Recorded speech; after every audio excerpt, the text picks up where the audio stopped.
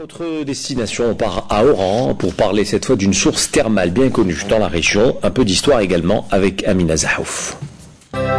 Si pour certains la saison estivale rime bien avec soleil, sable doré et eau de mer, pour les autres soucieux de leur bien-être, c'est les sources thermales qu'ils choisissent. Découverte en 1941, la source thermale Ain Franin attire bon nombre de visiteurs. Elle se caractérise par sa richesse hydrique qui procure des soins spécifiques de grande valeur.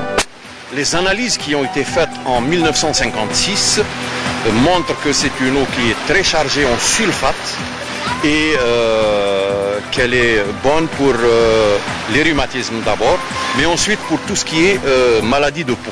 Mais en fait, la source appelée communément Ain Franin se trouve bien plus loin de ce site. Celle-ci ne s'appelle pas ainsi. Elle a été découverte par un certain Bergali. À l'époque, il y avait le valencien, mais aussi le castillan. Il va choisir deux mots, un de chaque langue. Donc, Kheps du castillan, qui veut dire gypse, et Yesserra, en valencien, qui veut dire plâtrière.